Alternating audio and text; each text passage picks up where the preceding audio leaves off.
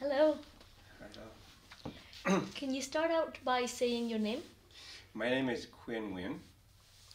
And to begin with, can you describe your life towards the end of the war? I was a very young boy as a student back then. At the end of the war, I was sort of lived with my brothers and my mom at the time because my dad died in the war. So I was a very young boy at the time, not really young, but it was like I was 14 years old and living at home with my as a student, going to school with my and live with my my main brother and my mom. Where did you live?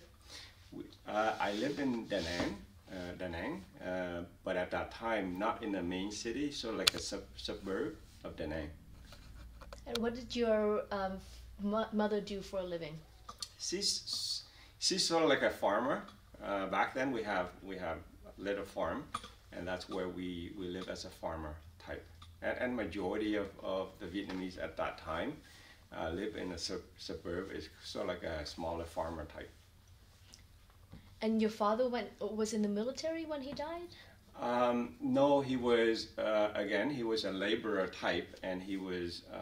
We got a bomb right into our house, which at the same time, my father, my sister, and my grandfather died on that particular day at the same time. I'm so sorry to hear. How old were you at that time? Was maybe 7, 8 years old back then. 9 years old around that time. What were your memories of that moment? It was really sad. One of the things that my memory mainly at that time was we live in fear every day. We just don't know when we get bombed into our house, and our friends, our family, our neighbors. We just don't know what's going to happen today, tomorrow, because we just live nearby Da Nang airport, and so that's the main target where the communists trying to bomb over or try to get over the airport, but we live right beside it, and they always try to most of the time it's miss the airport, and so therefore it's kind of landing just around the vicinity areas, and that's where we got the bomb. Just that's where we our my dad and my family, other family members. How did your life change at the end of the war? At the end of the war, in that was back in 1975. That's when the communists took over in 1975. Between 1975 and 1979, that's where I left Vietnam. The war at the time I lived before the war, it was kind of scary of the bomb that maybe is going to our house at any time. But the after the war is even worse, because at the time where the communists took over and majority of us are being prosecuted because of the fact that if you are in the army, your family in the army, they just getting you to concentration camps, and everybody's so afraid of each other, because at that time, if you or any member of your family talk in anything bad about the communist government, they encourages everybody else in the house to make sure that they bring you in to the government authority because you said something bad about the government. So everybody lived in fear, afraid of each other. For us, it was the same thing. I remember I was reading 1984 when I came back. I mean, actually, when I came to Canada, 1984 by George Orwell. And what he described at the time, I was having the same issue or the same memory of what they have done in Vietnam. And because at that time, the communists in Asia were very, very powerful, and that was the first time that was kind of came over there when the Chinese and the North Vietnamese just took over, and of course the Russian was also at the same time one trying to influence the Vietnamese and taking over. So we live in fear every day. We just don't know when we're gonna be reported. I remember a few of our friends, family members is gone. We had the same day playing. The next day, we don't know where they are, and we wouldn't be able to find out until after they went to concentration camp or they got killed or whatever the case may be. It's very, very horrible at the time after the war. Even though before the war we were afraid of the so-called, maybe we could die because of the bomb. The communists trying to get over bomb over to the airport. We could die at any time, but at that time at least we still do and have very successful and easy so-called communication and freedom and religion and everything else. After that, the 1975 when communists took over, I tell you, every day we live in fear, and every day we just don't trust anybody, including our parents. Your lives were controlled. My life was controlled, and as you see, if you actually read 1984 back then by George Orwell, you see exactly what I meant by that, because it was Big Brother is always watching you at any time. Was there anything in your family background that would make you a bigger target for the authorities? My brother, one of my brothers, he's in the Army, Air Force.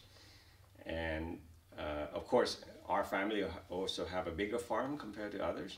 So when the communists took over, they targeted, first of all, they target the one that have a little bit more money or the one that have a bigger land. Of course, they came over and took over the land. That's a given. And because we have my brother was in the Army or the Air Force, therefore they kind of targeted a little bit more. At the same time, we have a bigger farm, so therefore they come in and always trying to take over many things, and including our house. They just come in and say, yeah, we want to go in here and have become a community hall. We just bring people in here and just, doing whatever they need to do, and they just take over your house at any time. And so we always live in fear, like I said. Live in fear and no freedom. You can't talk to anybody. You can talk to you can talk, but you make sure that they're indoctrinate you to make sure that everything's good from a government point of view. And that's what we do, is to make sure that everybody's ha ha rah rah with the government, but behind, as you can see, I can't even talk anything bad to from the government point of view, and I can't talk to anybody because anybody could turn me in, including the parents. The kids turned the parent in many times back then. And your brother, was he sent to the re-education camp? Yes, my older brother is only a few years, but yeah, he did. And how long was he in there for? Just a year or 2 years. But he wasn't in the high ranking, so it's not as bad. And what did you do for a living to earn a livelihood at that time?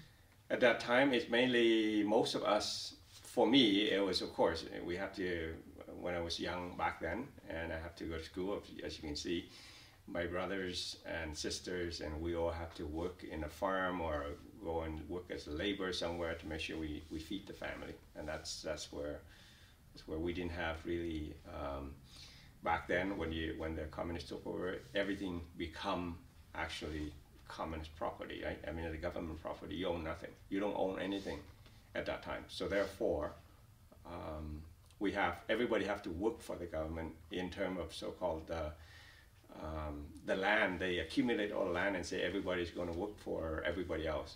And at that time, mainly, it was, for us, they said everybody is equal. Equally, and in theory, it's very good. Marxist, Leninist type is very, very good at a time when you hear, so everybody is equal. But as you can see, whether you work very, very hard or you don't work, you still have the same amount. And in theory, it sounds very well, but in practice, it doesn't work. I have to work 10 times as hard as you are, and you don't work and you still have the same benefit as I am.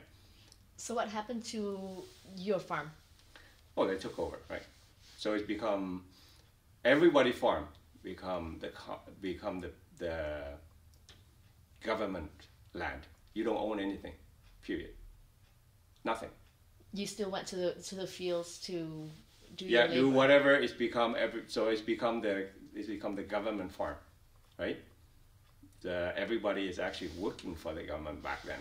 So you have to go and do every day, go into the farm, do things, and they collected, all the products, and then they give it back to you at a certain amount. Through a cooperative? Yeah, cooperative type. And did the farms produce more or less during that time? Of course,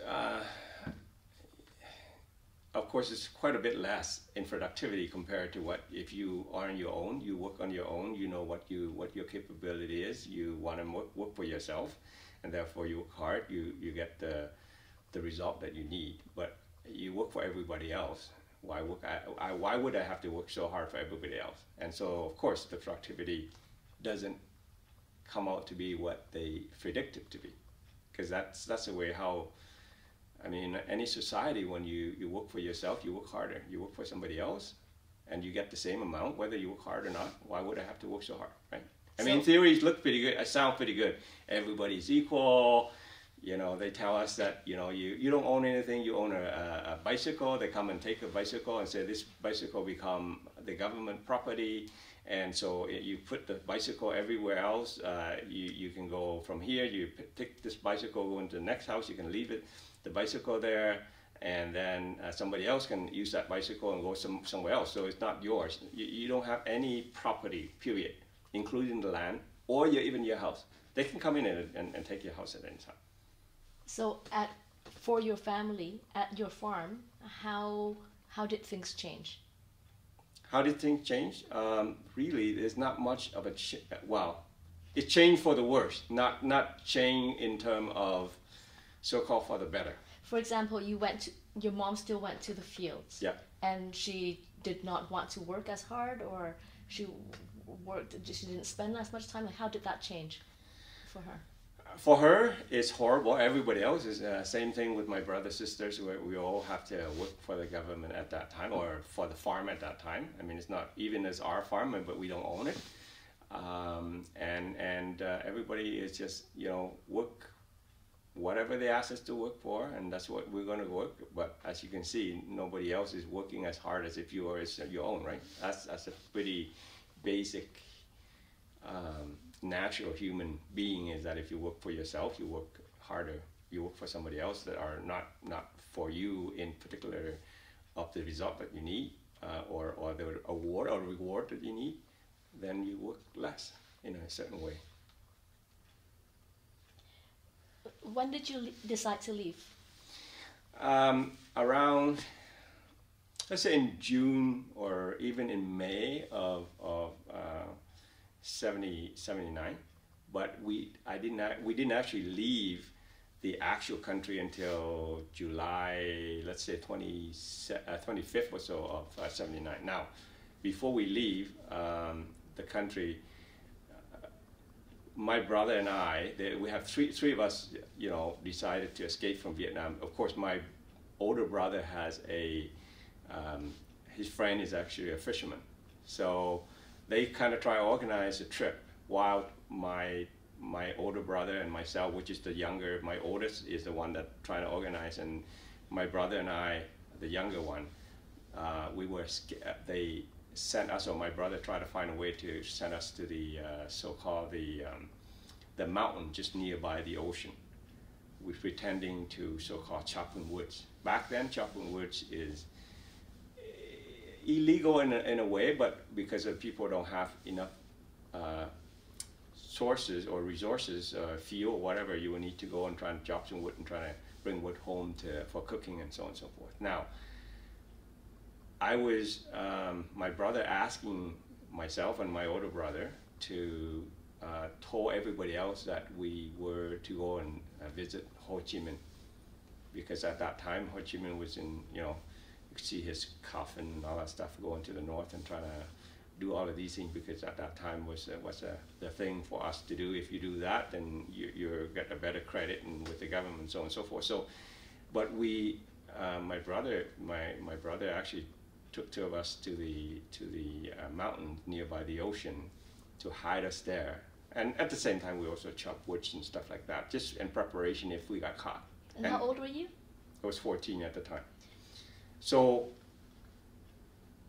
we left in May or June, part of June, but we didn't actually left the country until July 25th, because of that 2 months there we were hiding in the woods. What was the reason that he wanted you to hide in the woods? Because at the time when we were young, he didn't want us to tell anything to anybody, because if we did, remember, I don't know whether you know it or not, but most of the time when people that got, escaped from Vietnam as a boat people, when you get caught by the communists, they shoot you right on the boat. Most of the time they shoot you right on the boat. And I say 20 to 25% of people got caught, got killed on the ocean. And so it was very secretive back then. My brother doesn't want us to tell anybody, do anything, because it's very, very secretive. Even my mom or my brother and my other sisters know that would be, the secret can be kept. So my brother is always trying to tell us that we're going, to Hanoi to see Ho Chi Minh and so on and so forth, and it's a camp type of things and so on and so forth. So that's the only way. So my brother and I didn't even know until we got into the middle of the ocean, going to the mountains. Hide in the woods. That's when my brother started telling us. How old was the other brother who was chopping wood with you? He was about 18 years old back then. And the older brother who organized the whole thing? He was about 23, 24. What's his name? Tong. Tong. T-U-N-G, Tong Nguyen. And my other brother is Nguyen Quyen, is in the one in the middle. Before we continue, when you said that you decided to leave in the spring of 1979, was there anything that happened that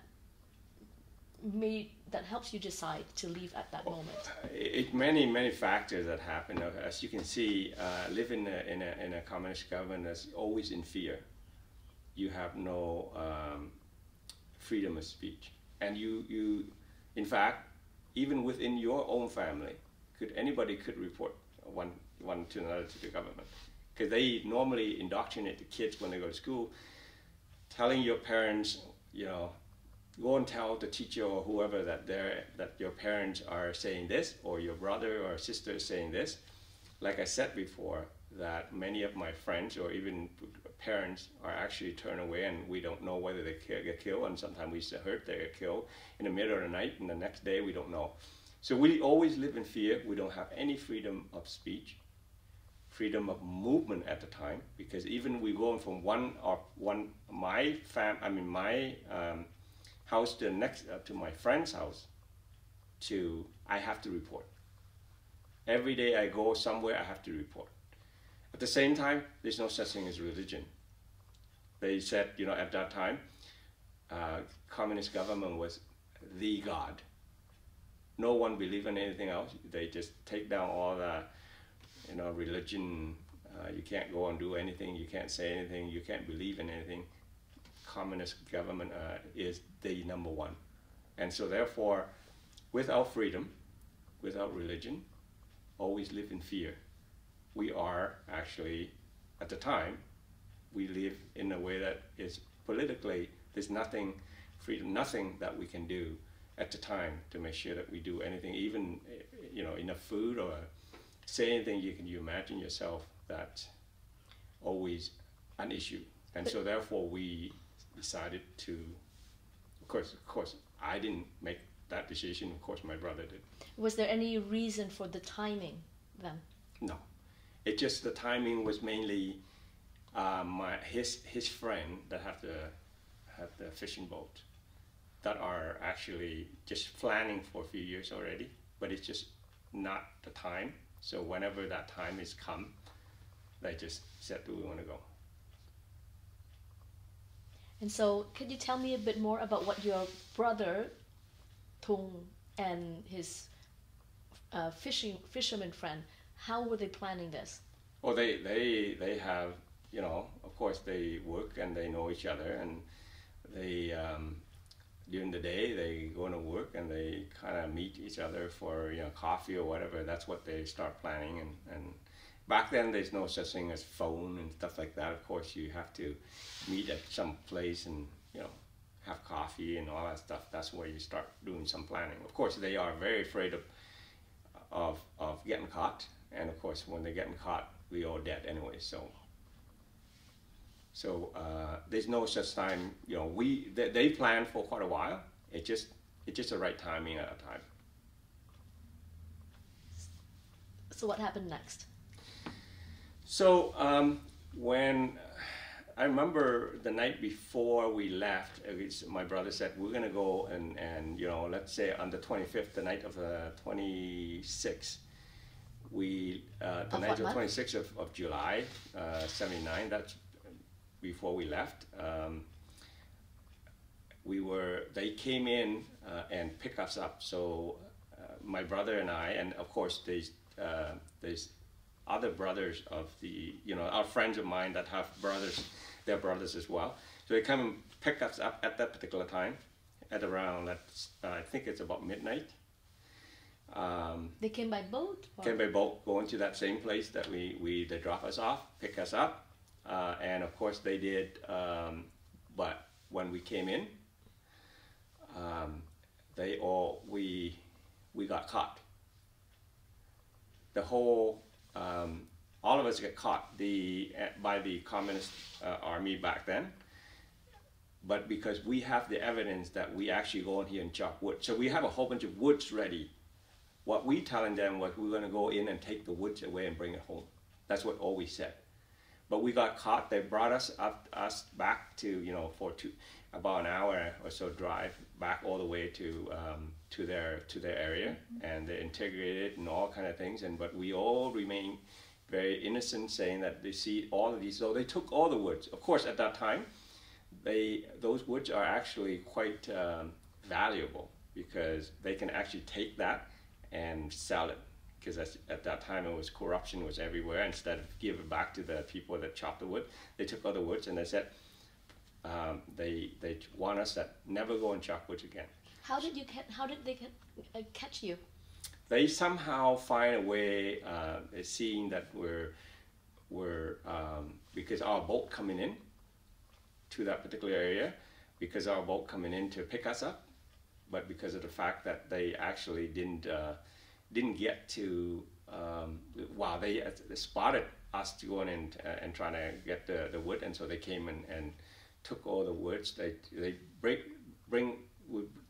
tell us that bring all the wood, put in the boat, and bring all the boat back to their area, where they can take all the woods, and we drop off all the woods, and they're saying that you escaped from Vietnam, all kind of things. They excuse all kind of things, and we said no, we just trying to make sure that we got all the woods. The main issue, the main thing that is really, we're lucky, because even though lucky, but we're planned, because we know that we're going to chop the wood just in case if they caught us, and that's exactly what it did. And they just said, they would just believe that we just went there and chop wood. So at around 2:30 or so, at midnight, so they said, yeah, you can go now, because after all kind of interrogation, they said you can go. So we were so lucky that we went to the boat, and then we drive all the way out and pick up, there is another boat on the ready for us on the other side. And when we went out there and pick up the rest of the people on the other boat, and then we just keep going all the way to that's where we start going escape. By the time we get to about 3 o'clock, we got everything loaded also. On the way out, about 4 o'clock or so on the way out to Hong Kong, we saw another communist fishing boat that are going the other way. And they just keep looking at us, but they actually then, the moment they know that we're not responding to them, so we keep moving, on one way on this side, and they go on the other side. They keep moving, and so they turn around. Responding to what? Responding, telling us that, you know, why are we? They try to call us in a way. We just don't answer. So we keep going. So they can't turn around, and they chase us from 4 o'clock to about 6:30 or so. They chase us, and the main thing, again, we're so lucky because the horsepower of their boat is exactly the same as horsepower in our boat. So the moment they wrap the you know, the pedal up to going to black smoke coming out of there, and we did the same thing, the same speed that going through, and for 2.5 hours they chase us and they shoot at us in a far distant away, but they can't, because if they keep doing it, they won't be come back, you know, have enough oil or whatever, and then they let it go. That's where we went and left Vietnam by the time the sun was up, and we just keep going a day after. The day after, that's where we went to, you know, Hong Kong. But then, again, on the way to Hong Kong, we actually steered a boat somehow onto Hainan.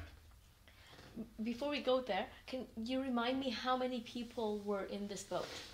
Around 100 people on a pretty compacted boat, very, very compacted, and it was, you know, now you mentioned about, you know, I mentioned about this one. It's reminded me of how it's bringing my story all the way back, and I found it's horrible, that living condition, and with that crowded people on the boat that could get killed at any particular time. It was such a small boat that so many people that are in that boat that for that particular condition. Do you remember the dimensions of the boat? 70 feet, around there. And around 70 feet. What I remember is that so many people are so crowded in that boat. You've probably seen some of these pictures with the boat. I unfortunately don't have a picture to show you, but it's very, very crowded in a small boat that is so many people. So who of your family was on this boat? So my brother, my older brother, and the younger brother, and the middle brother, and myself. So I'm the youngest one that went on that trip. And so, of course, just to continue with that. Your sister and your mother were not on the boat? That's right. They're not. Just 3 of us. Why not? Because it was too complicated, first of all. Secondly, my brother's friend, where he organized with, only allowed 3 of us. And so he has to, because the other friend of my brother is on the boat. He got all the authority to say who can come and who not. At that particular time, it's only 3 of us can actually go. So when we left there, Vietnam, and of course when we went to Hainan, at the time we thought that we were dead, because of the fact that at that time we thought the communist China and communist Vietnam was cooperating. So fortunately, sorry to back up a bit. So you were heading to Hong Kong, and you were intending to go on the outside. That's right. Of Hainan. Yeah, and to head to Hong Kong, but somehow we drifted to Hainan, and at that time we kind of almost ran out of food at the same time, and so we drifted to Hainan, and we have the fishing boat around there that kind of help out. Those people are really nice to help us out. They gave us some water, get some fish, and they show us a way how to get to Hong Kong. Now, the only thing that we, again, so lucky was that we were dead, because of the fact that, you know, the communist Vietnam and communist China at the time was supposed to be cooperating each other, and they can take us and send us back to Vietnam, or whatever the case may be. The issue, for us, we're so lucky because of the fact that in 1975, 76 or so, that's where the Chinese and Vietnam War started out with. So China, even though the big brother back then, they hated the Vietnamese army at that time because of the fact that they were in a war. And that's why they just let us, and the Chinese people let us go, because of the fact that they, at that time, they kind of hate each other. So they directed us to Hong Kong. Who did you encounter in Hainan? Just fishermen. Most of them fishermen. They are very nice. They kind of tell us that, you know, they give us food, they give us water, and they show us, you know, this is where you get to Hong Kong. And we, in the way to Hong Kong, again, instead of going to Hong Kong, we veered toward Macau. So we were, again, very lucky. We went to Macau, we went inside, and we got to the land. No one know anything about us. We just got into the under the land. But then 2 hours later, there's a huge storm that coming in, and we could be dead in the ocean easily if we were 3 hours late or whatever the case may be. We're just so lucky. They got to Macau. We got there, got up, and the next morning the police came, and they actually gave us food and repair our boat the day after. And then they kind of repaired it, and they said, here's a way how to get to Hong Kong. So they directed us to go to Hong Kong. The police at that time Macau was not under China rule. That's right. It was under British. No, it's not British. I think it's Portugal. Oh, okay. I think they're Portuguese actually. Okay. They're under Portugal law, or Portuguese under Portuguese, and Hong Kong at the time was under British. But you couldn't apply for refugee status in Macau? Because we didn't want to be in Macau. We wanted to be in Hong Kong. And so they said, here's a way to Hong Kong. And so they show us how to get to Hong Kong. What repairs did your boat need at that time? It was a little bit of leak, and there's a little bit of broken because the storm was so hard is against the dock that kind of broken a little bit, and so they have to repair it and then show us how to get the other side. Where did you seek shelter during that storm? We just went up, and there was a little house, a little sort of like police area or whatever, fish market, whatever the case. I can't remember it was back then. Then we go and everybody going over there and trying to make sure that we don't get all danger in the boat. And so we got all the way up there, and we just stay around that particular that building there that was kind of a little bit empty. So we went in there and stayed there until the next morning when the police actually came. Do you know what that building was served as? I think it's probably fish market or something. I don't know. I can't remember. It was but it was sort of like a fish market type, and that's where we stayed. You passed the storm. Yeah, passed the storm, and if we were 3 hours late, we would be all dead in the ocean. It's a huge storm. So again, and I'm lucky. We've been lucky all the way from start to all the way to that time. That's where we went to that's where we went from Macau. We went to Hong Kong. In Hong Kong, we actually when we came to Hong Kong, the Hong Kong police actually came and took us up and put us in so-called a Chimawan camp.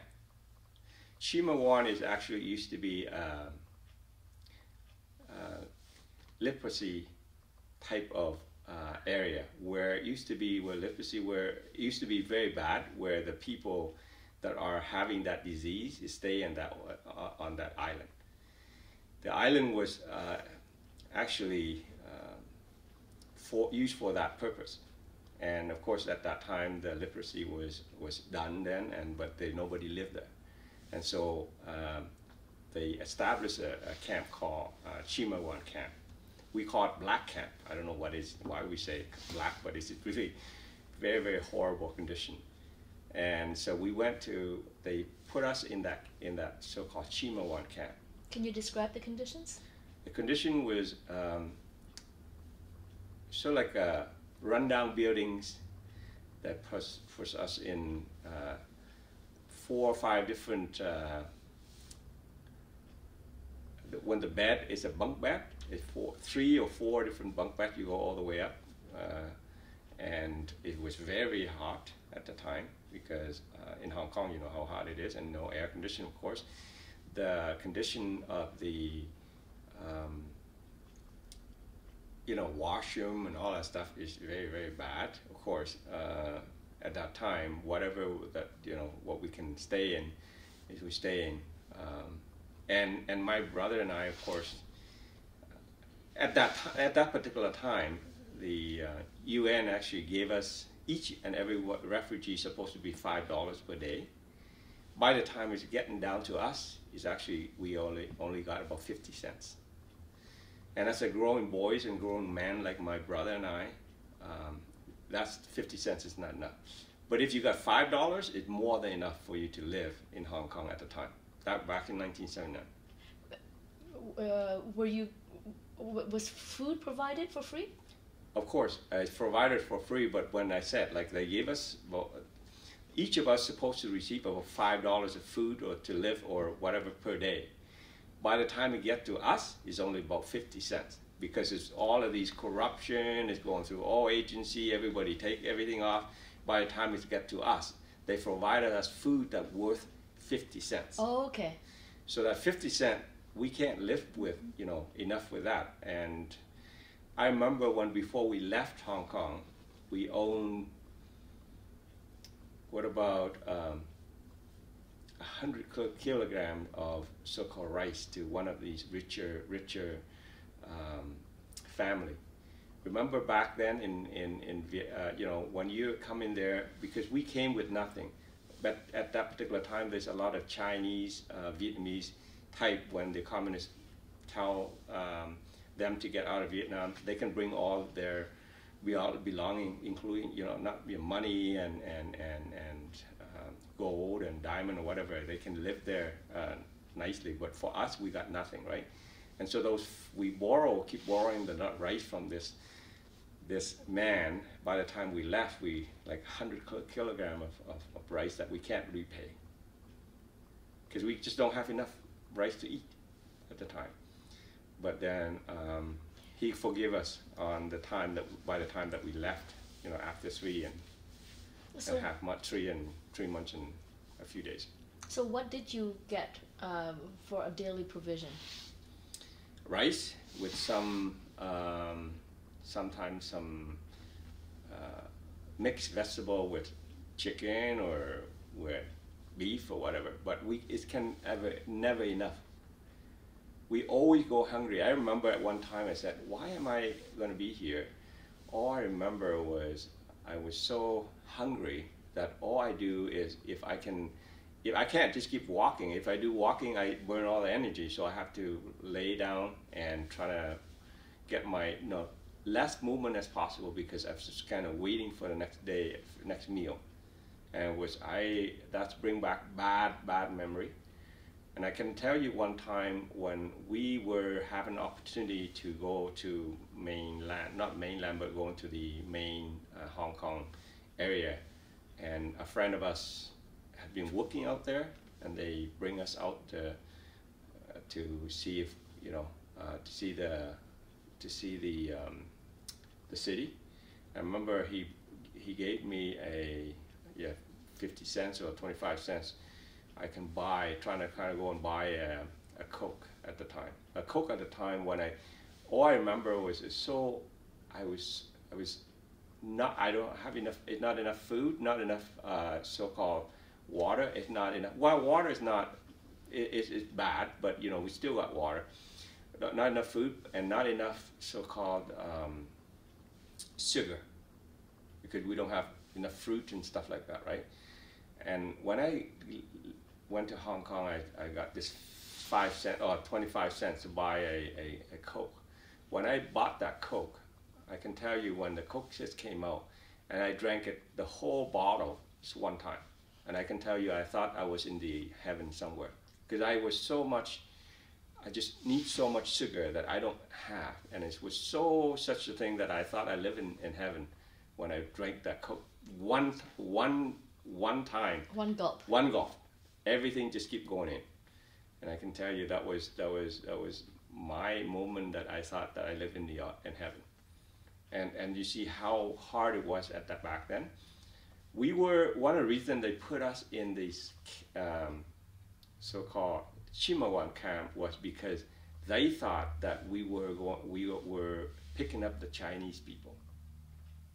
What does that mean?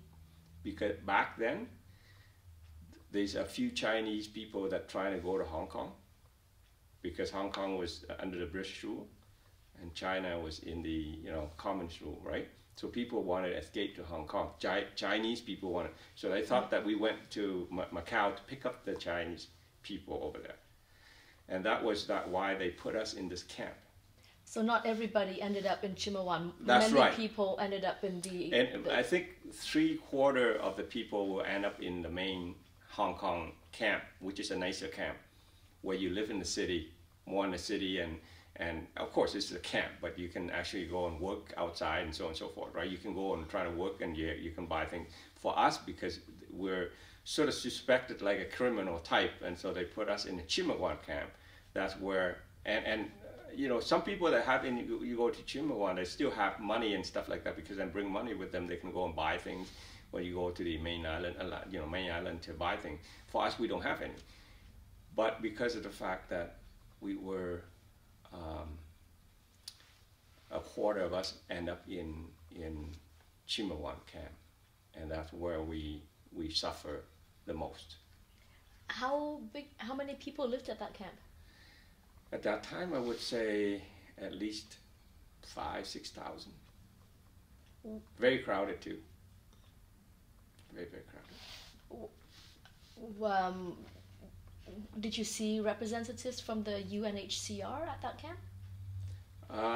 No, not really on that camp. In order for us to, and later on when they came and interview us there, and then they bring us, once we are accepted to whatever country, they bring us to the main island. Then they give us stay there for a week or so before we leave for Canada. So the third countries where people were settling, they were sending delegates to that camp to do interviews. Right. That's right. They do interview, and of course by that time when we did the interview, for us, what we really wanted to do is, it doesn't matter which country is really accepting us. We said whoever that accepts us first, that's where we go. Whether it's Canada, U.S., British, Britain or France or wherever, Sweden, whoever accepted us first, we go. Fortunately, Canada came and they interviewed us and they said, yeah, you're going to Canada, so that's why we came to Canada. But at the same time, a week later, the U.S. Came and said, yeah, you accepted the U.S. too. But we could change that time. We didn't. We said, whoever, we're so lucky that we got to the freedom country. Freedom. Whoever that in the world were that having their heart and mind open to us, to accept us, that's where we go. And that's why we came to Canada. What did you know about Canada at the time? Nothing. I didn't even know that Canada actually have snow, because we don't know anything whatsoever. And I can tell you one thing, that when we landed in Canada, after we left, so we landed in Hong Kong around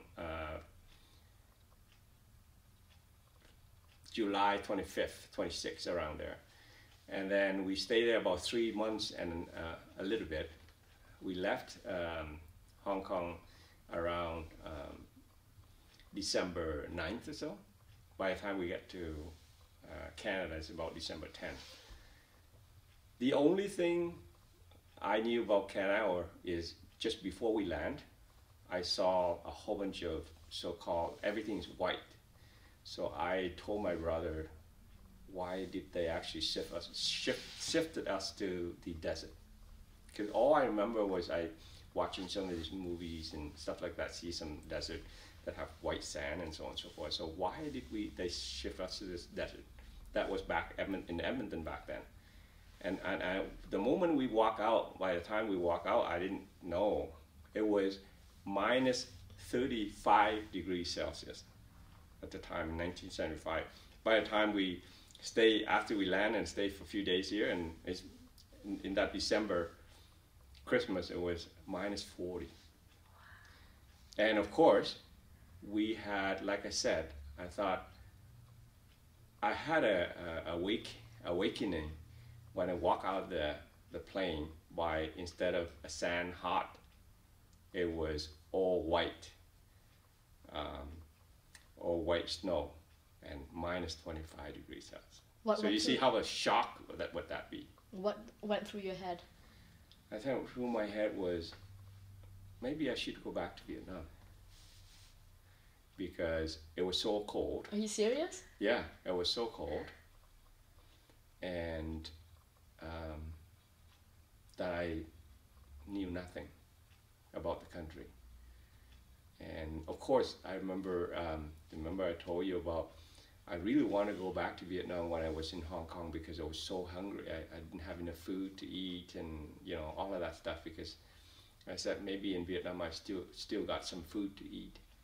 And because I was stranded in that Chimawan camp, that we didn't have enough money and stuff like that, that we suffer quite a bit because of we go hungry. When I come to Canada, I said, oh, maybe Canada would be nicer and all that stuff. And all of a sudden I see this white, walk out of the plane, it's minus 35 with snow everywhere, and what am I doing in this so-called snow desert? I thought it was a desert before because it's all of these white sand, but actually it's white snow. So, can you remind me, you didn't know that your brothers had been planning this trip. You found out that you were leaving Vietnam while you were already at sea, and then in Hong Kong you had thoughts about, maybe it would have been better to be back in Vietnam, and the same thoughts came up when you experienced the cold in Canada. What were you going through in terms of reconciling what you were doing at the time? I was going through all of these hardship. I thought, what is my future is going to look like? And almost die in the ocean, getting not enough food when I live in Hong Kong, going hungry, having a cope like I was in the in the heavens, and then come here and experience first experience this hardship of all the. I said, what does the future really look like for me? How come I get all of these so-called obstacle or hardship that I continue to have? Should I be easier if I stay in Vietnam? And so that thought is always there. Is every time there's this big hardship, always thought about, I should be and I shouldn't be. But as you can see, every time this hardship come along, I'm kind of thinking, okay, I should go back, or should I just keep moving forward? And for me, at the time, my thought is always I should go back, and other times that, no, these are part of life. I need to get through. And that's how I continue to survive and continue to fight with all the struggle I have in order to be successful or to be where I'm at here today.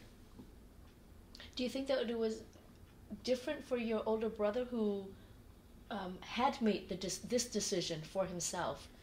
I'm very sure it was for them, because they're a little bit older. They have more thoughtful on their future, what they experience, and so on and so forth.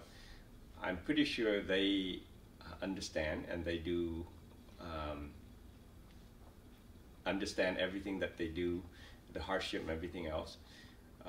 And that's why they made that decision, and it's keep moving forward. For me, because of the fact that, again, I'm immature and I'm not, still as a kid at the time, and what am I doing to myself and so on and so forth in order to to suffer all of those consequences and suffer all the hardship they have to go through. And I'm pretty sure my brother, they already knew what they have to go through. So what were your first days and weeks like in Edmonton? In Edmonton, right after that first shock, then the government, of course, at the time, the first week, they gave us a food voucher. I think it's about $50 per week or so. I can tell you, $50 back in 1979 was a huge amount of. They gave us a hotel. It's called Fan American Hotel back then. There's not anymore, and they put us in the hotel for. It's not actually hotel. It's actually motel, more of kitchenette and all that stuff. And three of us they gave us $50 per week, and we at that time the Safeway was just very close by, and we went and spent like $20, and food is all the place. And that was we first 3 weeks and live in a hotel or a motel. That first 3 weeks, of course, there's only about 40 to 45 Vietnamese people back in Edmonton back then. Don't know anybody. And one of the individual, well, I mean, of course, back then Manpower or the government having some, two Vietnamese person that do translation, came down, help us, fill out forms, show us how to find houses and stuff like that. After 3 weeks, they said we should move to an apartment. So they found us an apartment. We lived in an apartment for another 2 weeks, and then my brother found, about a week and a half, my brother found a job, and then we were off the government support since then. So, well, the total that we were living in government assistance was about 5 weeks. And then my brother just took a job, and we hired after we got living in an apartment for 2 weeks, we got a job. He got a job. We continued to live in that apartment, one apartment with 3 brothers, and live in 1 bedroom apartment. And I remember at the apartment we were actually having 1 room. We divide that room into 3 rooms, 3 beds. So 3 of us are actually living in 1 bedroom apartment for a long time. And the first few weeks, of course, I went to St. Catherine Catholic school, where English, they have the ESL language program there. That's where I started. And one thing that I found was struggle. As a 14 years old, I have to make sure that I start the English as ABC. I have to be like a little kindergarten kid, start from ABC again, start learning word ABC. I didn't even know a word of English. And one thing that I forgot to tell you is that the first week we were there, second week, same as second, and the third week, first and second week. The third week is when they gave us money. First and second week we lived in that motel. We, all 3 didn't even know a word of English. No one came and see us and all that stuff. So we came down, they gave us voucher to go down and have food on that restaurant. And that restaurant, all we did was of course we don't know any words, so we opened up the menu. And in the menu, a lot of so-called, they didn't actually, I don't know why they didn't, but back then, they only take a picture of all the cakes and stuff like that. All the food, all the hamburgers or steak or anything like that is all in word. And then we don't know what it is, so we just don't. And so I can tell you, we eat cake for breakfast, we eat cake for lunch, we eat cake for dinner for almost close to 2 weeks. And people think that we were crazy. No one showed us how to eat the other stuff because we don't know nothing about any words, anything. And so we just eat cake, breakfast, dinner, lunch, whatever, for a week and a half before we actually, someone just, you just point to whoever that eat that, that's what we just don't know what that word is. We just point just like we're, can't speak. I mean, it's just, it's incredible amount of difficulty that we had, not only the weather, the language, the culture. The culture is totally shocked.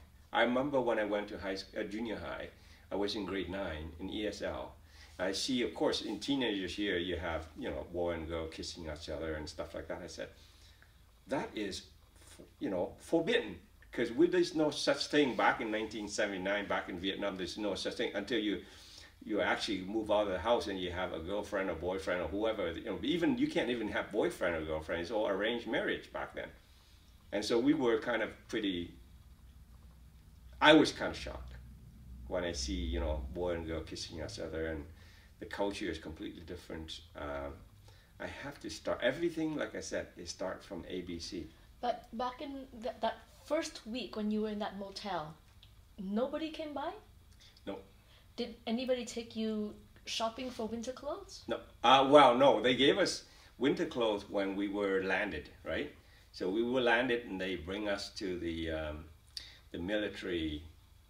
I think it's so like Trenton area, where in Ontario, where there's usually a base. There's a base here that they have. They moved the base out now to Nanai or Namo, which is north here. But there's a base here in 97th Street where they actually push it in. I remember at that time they sort of put us in a room. Of course, one by one. Of course, they hose us down with all the water and all that stuff, because, you know, they think, you know, maybe disease or whatever. Just hose us down. And then after we clean up and all that stuff, and they gave us, you know, boots and clothing and all that stuff, and then they drive us to, you know, to the hotel after. And that's it? That's it. Nothing else? Nothing else. And just vouchers? Just voucher. And they show us there's a Safeway there. They showed you the Safeway and they showed you the restaurant. Yeah, but that's the it. Safeway, you didn't even have the money to go. Oh, but they gave us a, yeah, no, but that time, so they gave us the voucher to go and eat in there for, you know, in the restaurant for about a week and a half, and then came back with the voucher for the, you know, for the Safeway. And that's where we start buying things like crazy, and we cook it ourselves, right? What did you buy? Oh, of course, you know, whatever vegetable, beef, fish, whatever we can at the time, because we thought, oh, geez, we experienced that thing in Hong Kong, and over here, which is always cake.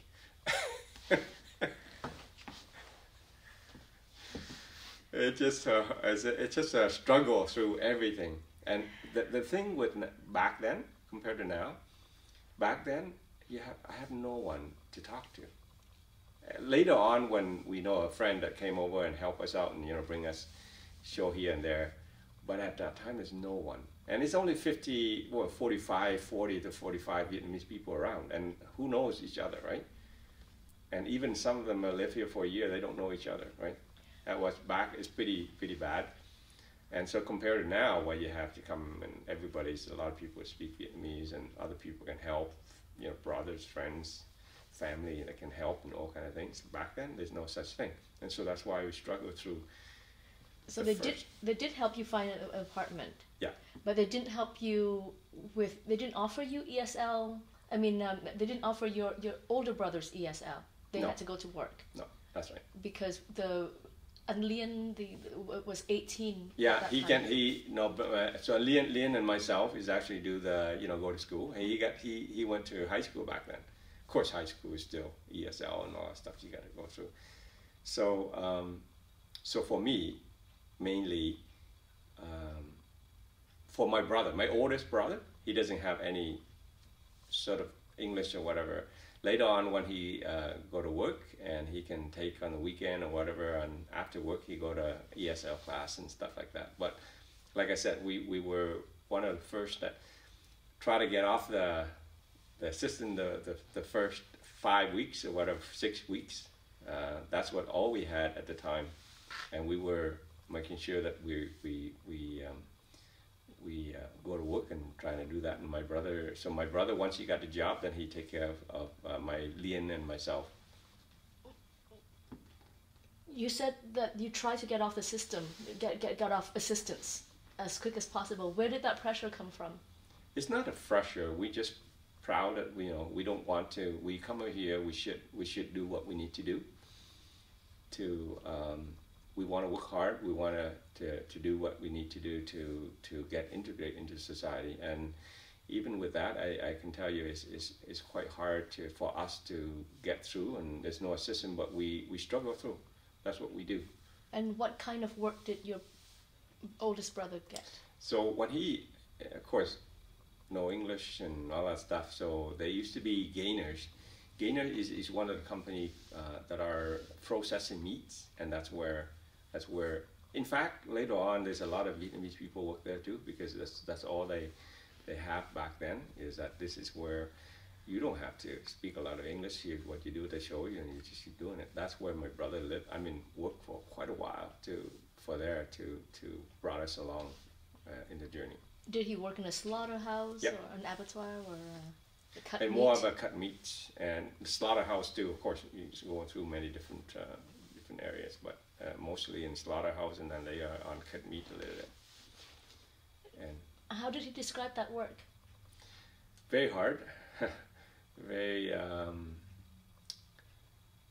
labor intensive and intensive, but as you can see, we still, even we work hard and all that stuff, we still they still like it here because of the fact that, again, we would rather do this than being in Vietnam where you gotten indoctrinated and all kind of different things that I described before, right? And so it's a freedom, you can do anything,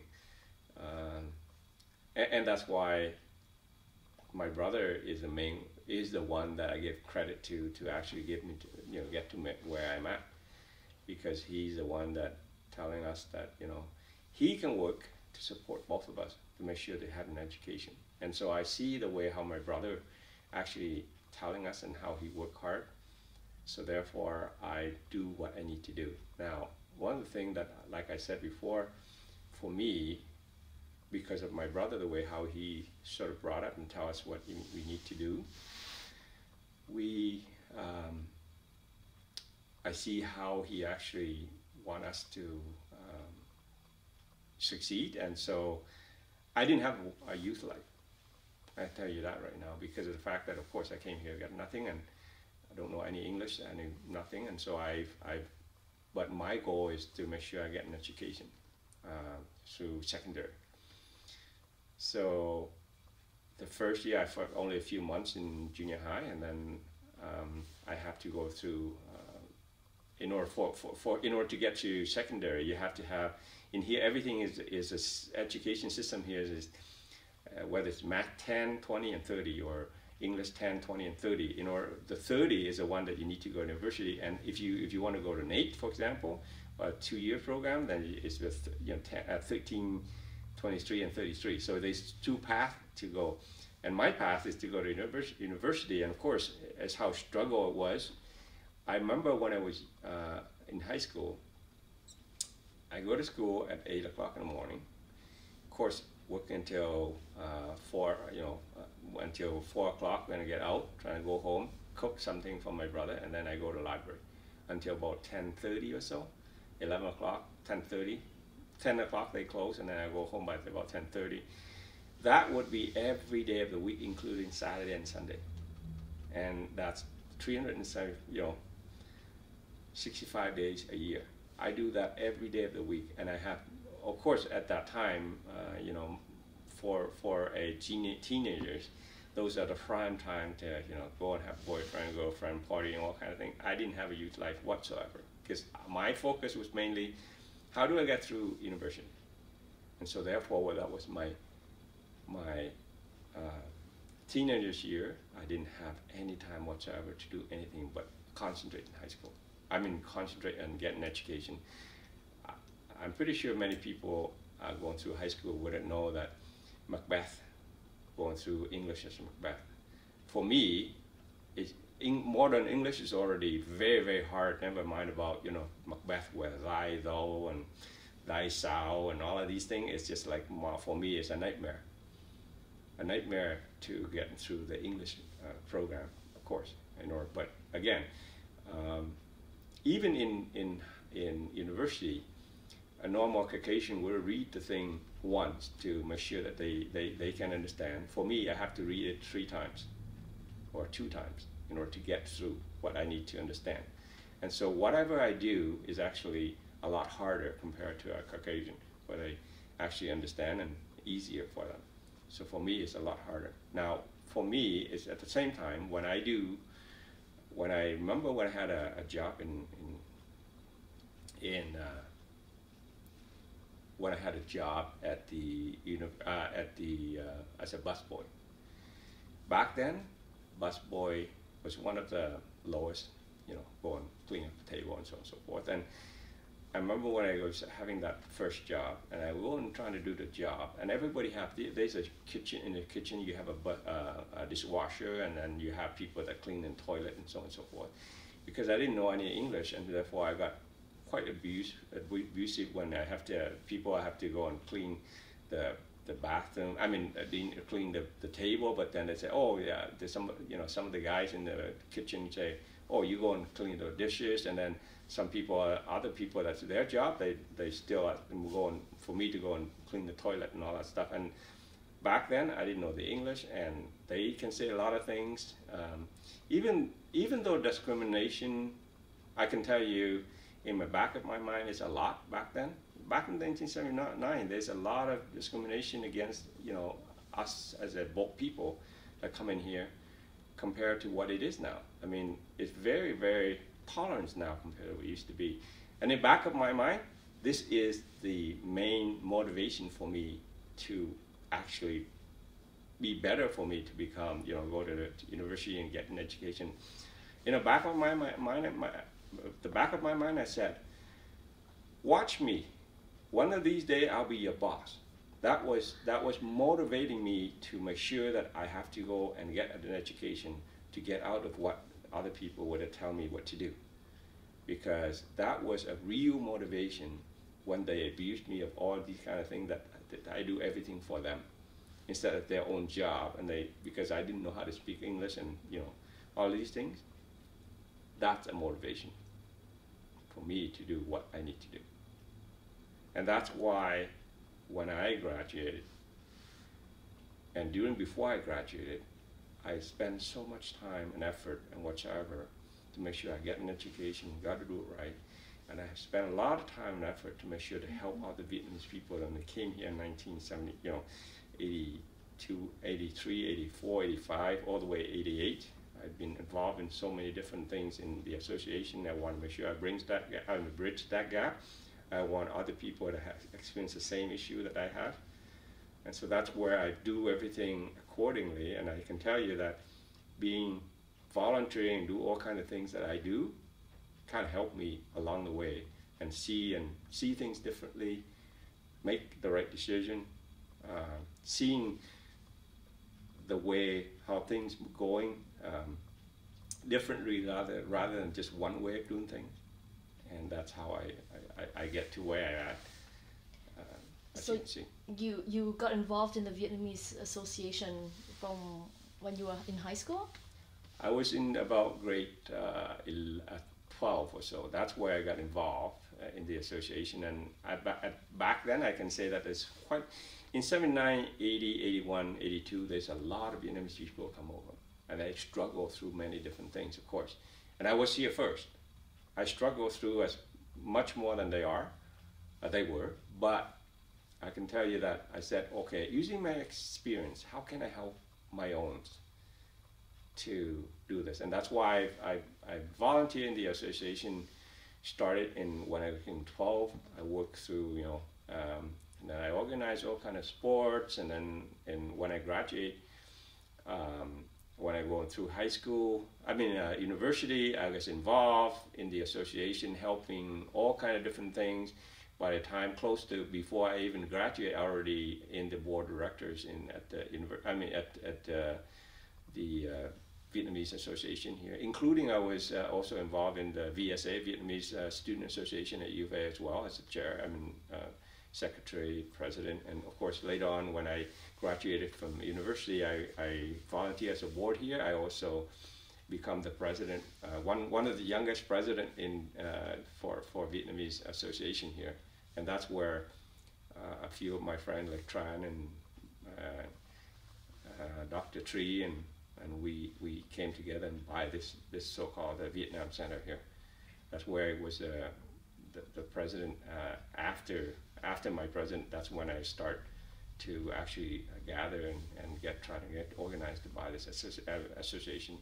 At the same time, I was getting involved in the association for so long, doing different any job in the director from, you know, from the board director, from whether director of youth, director of even senior I did, going through the secretary, finance, all kind of things, all the way to external VP, internal VP, and then finally become the president.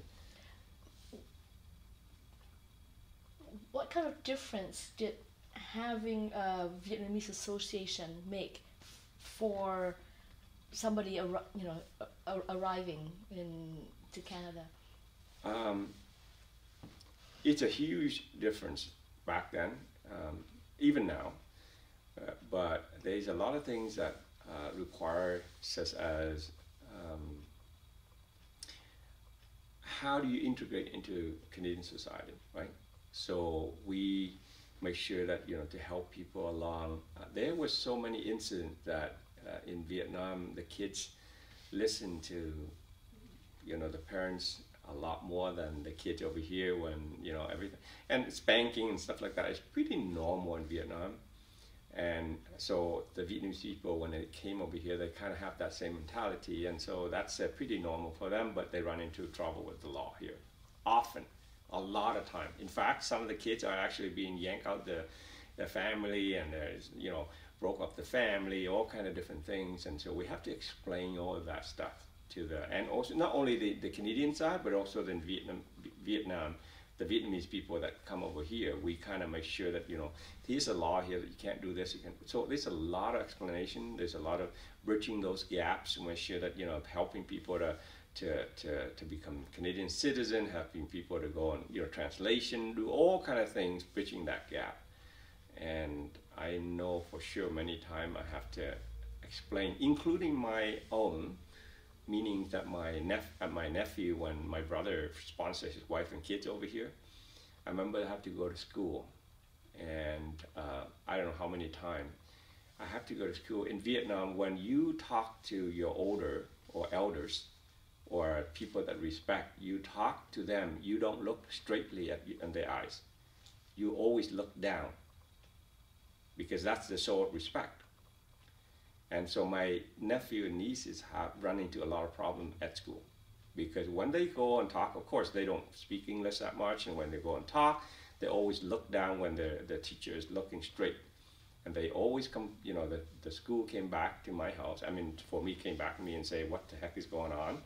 Why is it your kids don't respect anybody, and all kind of things, right? And so that is even my own, I have to do that. Never mind about all the rest of the Vietnamese people that have kids here. And so it's a lot of things that we have to do at the beginning in order to make sure that we have to bridge this gap of cultures and language and, you know, everything, the law and all of these have to be, and it's a hugely help the Vietnamese people in order to integrate into this new society. So given all that involvement in with the Vietnamese Association, how long did it take you to complete your high school? 3 years, just exactly the same as here. But like I said, my struggle is English mainly. In high school, for me, it's any science or math. I remember there's 3 Vietnamese individuals. There are actually 2 of them. One is a doctor, the other one is a specialist, he's a surgeon now as well, and me. All 3 of us always compete. And in the school, in the hallway, there's always this, it's St. Joseph Composite High School. three of us 1 month, my mark is on top. The next month, the other two is on top. And so always competing, and that's where but it's in high school, it's 3 months. I mean, 3 years, as like everybody else. Like I explained to you a little bit further before, where I had a main problem with me was mainly English. And so therefore my concentration is not really in science and math, but mainly in English. We have a competition that go on with 3 Vietnamese people, that myself included, that go on through there. And so I don't have any issue with the science, but I have issue with English. And so going through high school has to be 3 years. As I explained, my path is go to university, so therefore what I did.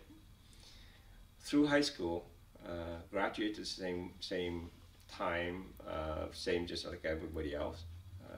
And of course, I have to take my English as second language a little bit, and try continue to do that through high school. And then when I got to university, the first thing was, I remember even though I was in high school, even though I graduated from high school here, so talking about discrimination, at university, if you are English as second language, whether you graduate from high school here, you still have to take the test in order to get to the university. Only the visible minority, not the, not Caucasian. Even if Caucasian, I can tell you, if they take that test, there's not necessarily that they're going to actually pass it. But because the thing that it doesn't make sense to us, to me anyways, I mean, I can see others that don't have to, high school education here, then they need to take that test. But for me, I went through high school. I have a high school diploma with a very high marks, but I still have to write through the test in order to get through. And the test is not that easy. It's very, very hard. Not many people can actually pass it, to get to university. And that part doesn't make sense to me. But that's another day to discuss. So through university, 4 years university, same thing. Like I said, I have my education. My thing is, okay, I'm good in math and all of this. Maybe I should become an engineer. And that's where, even in junior high, even in high school, I already knew exactly what I wanted to do, engineer. My path was to make sure that I become one of the engineers. I'm very good at so-called chemical engineering. Chemical back then, when I did going through, and I got like 99 or 100% in high school diploma on chemistry. And so therefore I went through university, and I said, well, I'll become a chemical engineer.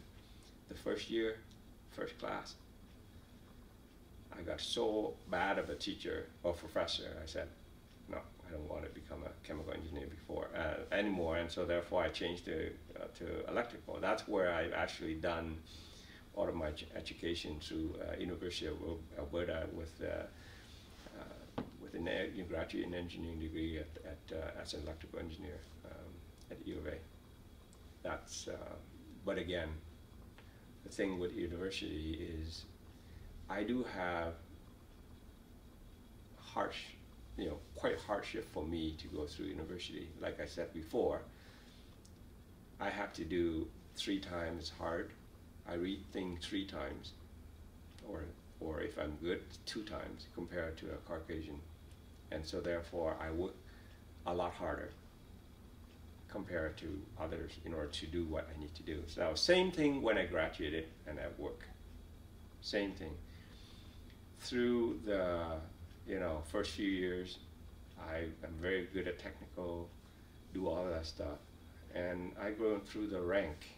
And ATCO is one of the company that 7,000 people, and none of the management have visible minority. Even now, there's no visible minority that can be a so-called executive. Through my years of working there, I worked very, very hard, and they've gone through and compare. In fact, the founder is always, I've run through many I chair many conferences, stuff like that. The founder found me working very hard with integrity, and he talked to me all the time. Mr. Southen from ATCO. he's passed away a few years ago, but now her, I mean, his daughter taking over, Nancy Southern.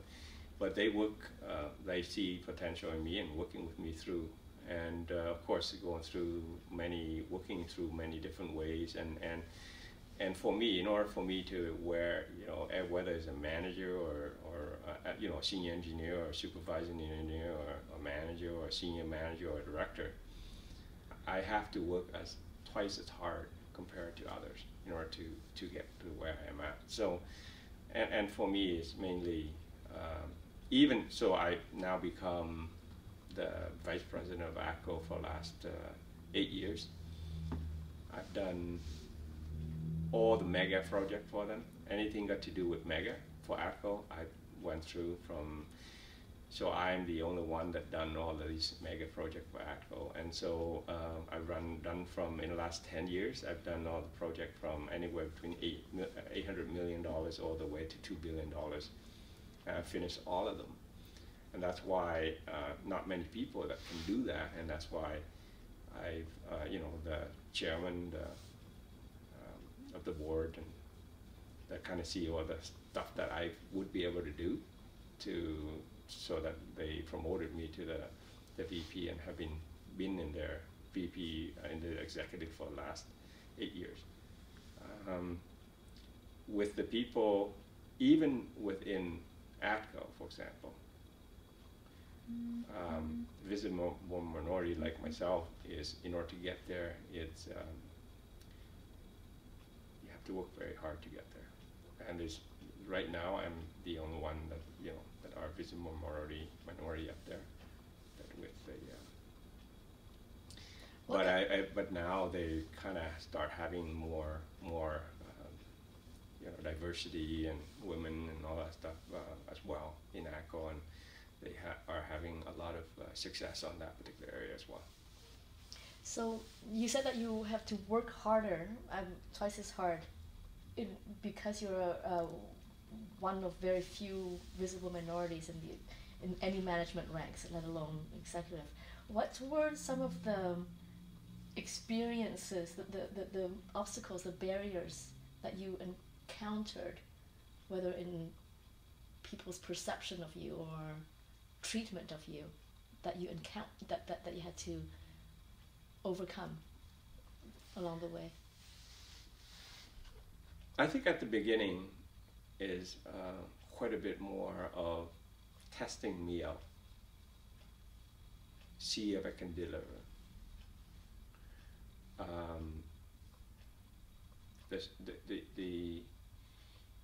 For me, again, even though, remember that I'm visible minority, and English is not my mother tongue language, and so everything that I do, I have to do again, same thing in school, I have to check over and do over twice as hard, and so therefore I do a bit more careful and do all kind of things that are understand. The more you work on it, you actually know more, understand more, present better, do all kind of things, and you can execute better, right? And so for me, it's working hard and they test me out in many different ways.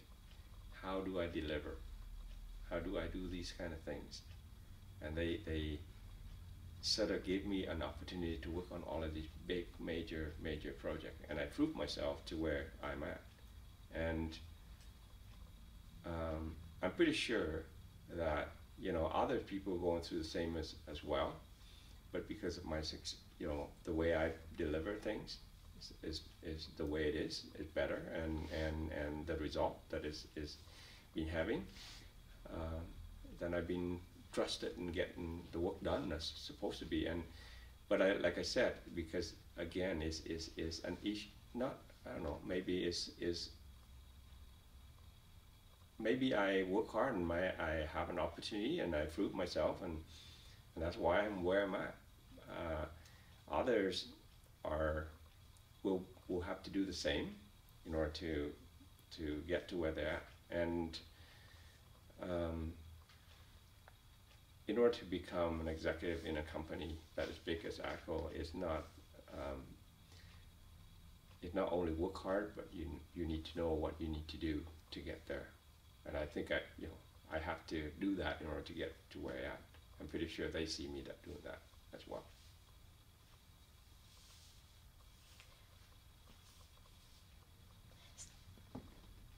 So what I'm hearing from you is that there are more tests, there are fewer opportunities for mistakes, there are fewer chances for mistakes, and the way that you dealt with that was just to, ramp up the knowledge, the technical expertise that you had. You had to know, your subject many times more than the next guy. Yes. In the executive level, there's also that the leadership aspect of the job and all the soft skills that you need to bring into it to bring people along and etc. What were your strategies to overcome the whatever barriers that were in front of you because you were a visible minority and because you were new to the country, etc. What were your strategies to overcome those? You bring up a very, very interesting question. I was going to touch on it, but I forgot. A lot of people don't realize that the school, they teach you everything technical. They don't teach you how to actually deal with people, how to organize, how to make decisions, how to leading certain things. And so I told you before that I was really involved in the association. The school doesn't teach you how to deal with the media. The school doesn't teach you how to deal with a certain individual that came from Vietnam that could be a king back then when he was a general and come over here and trying to wash dishes. And how do you deal with those people?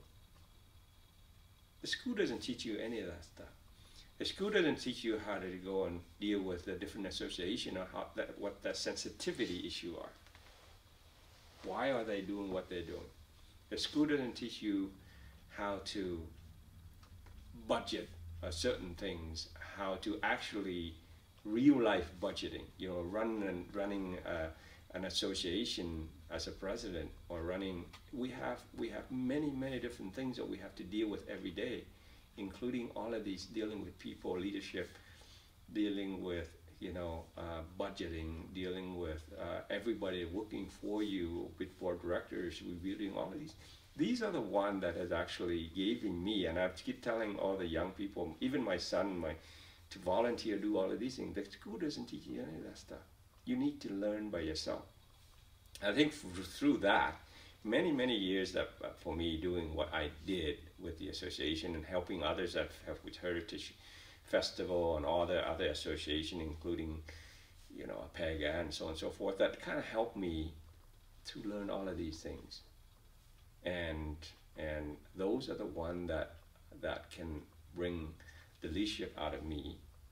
At the same time, of course, you have all of that, and you have a basic fundamental how to deal with all of these leadership part. Then, of course, when you work for the company, you know your technical side.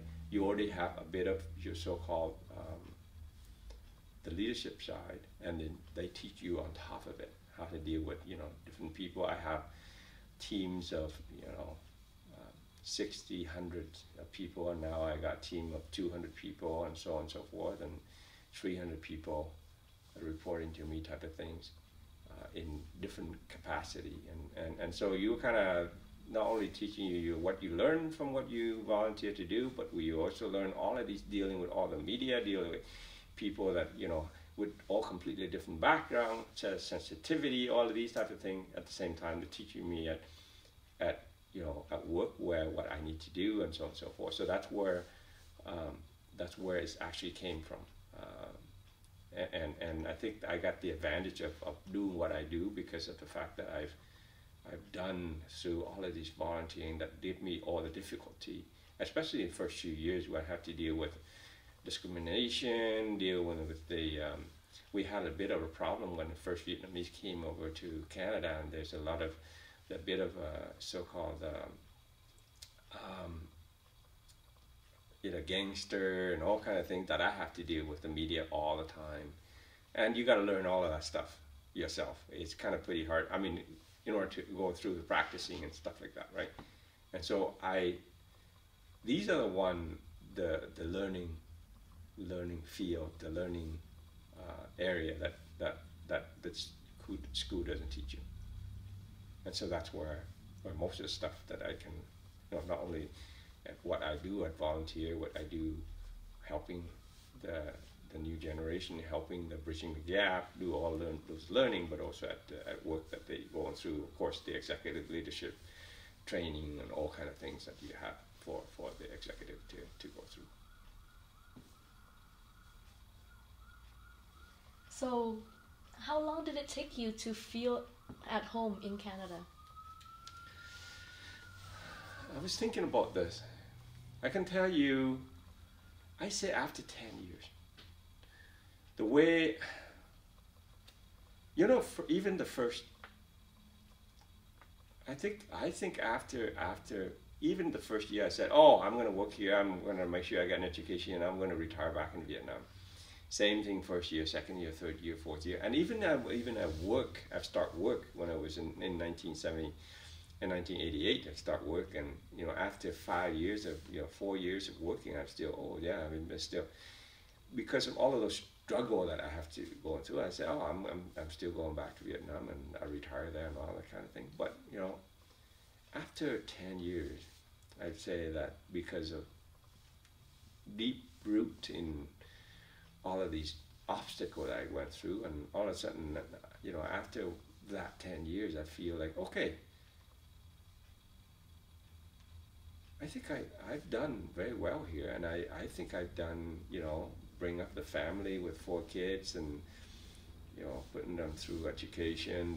They are like, they like it here. The people that do so through here is doing well, and I become one, a real Canadian that can do things, helping people, doing things, contributions to society, all kind of things. I said, oh yeah, now I think real, Canadian, the way how we do things are very tolerable. We do things that are, we have the health, the knowledge, the freedom, all the stuff that all of a sudden I'm now a real Canadian, and I don't think I do and live anywhere else but in Canada. And that's where I thought that, after 8, 9, 10 years, that I feel that I'm a real Canadian. I'm not anywhere. I'm not going anywhere else. This is what my country, my real country. Even though I know that my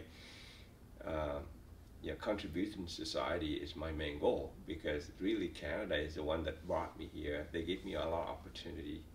I have to work hard for it, but if you do, and over here, if you have the courage to go through, the resiliency to go through what you need to do, you can be very successful here. And so I thank Canada for what they do. They give me a lot of opportunity, and I take the opportunity and grab it and run with it. And that's why I'm telling all my kids, and I have 4, and all 4 of them are, 2 are graduating and working at U of A, and another one graduating working pretty soon here, and I also have another civil engineering. They're all professional.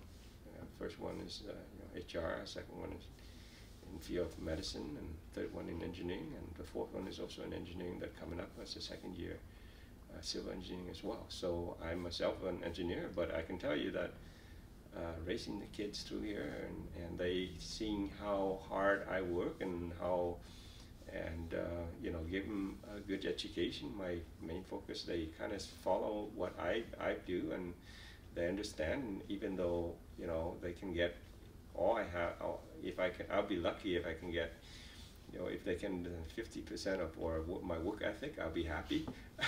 But I think they're still going through and do very well themselves. And so, yeah, no, Canada is has been very so-called helpful to us. We're honored to be a Canadian.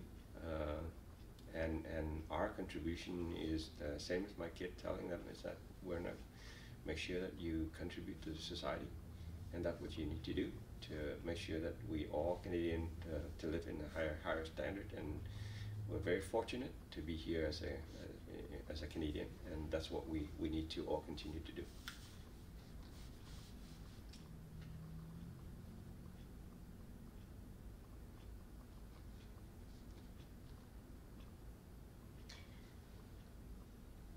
Do you have some general thoughts about Canada's humanitarian reaction to the refugee crisis?